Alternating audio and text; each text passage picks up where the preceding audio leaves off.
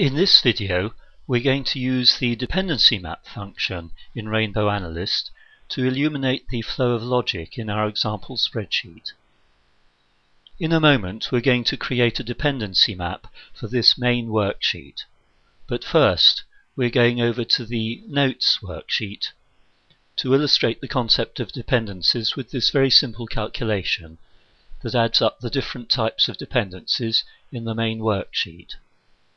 So let's click the Dependency Map button and click OK, and this is the dependency map. And you can see that we have 5 different colors here. So purple indicates labels, that is, cells that are not empty but are not used in any calculations. Yellow indicates ordinary input cells. Red indicates blank input cells, that is, cells that are used in a formula but are empty.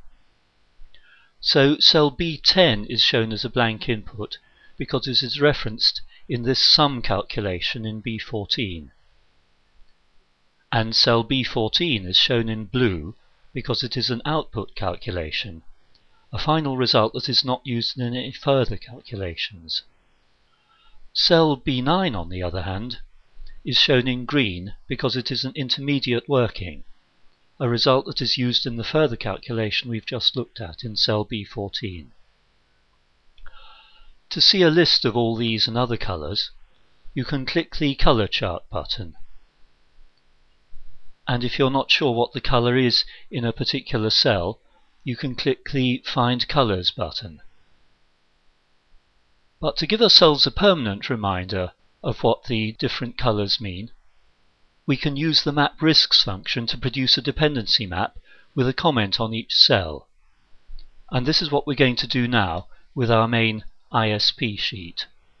So let's click the Map Risks function, click Inputs and Other Dependencies, and also tick the Insert Comments box, and click OK.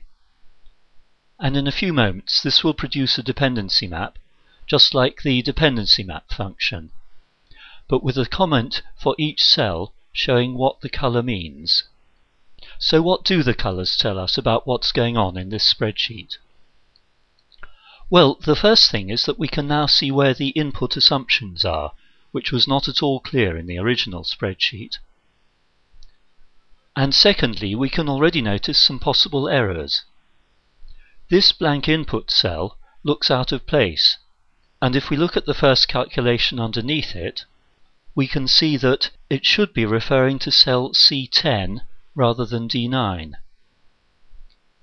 Another suspicious feature is these 2 purple label cells, which are not used in any calculations. Again, if we look at the calculation underneath, we can see that the problem is the absolute reference to cell F23, which leaves cells G23 and H23 unused. In both these cases, the calculation gives the correct result, and it's only by using a tool like Rainbow Analyst that you can quickly see that there is a problem.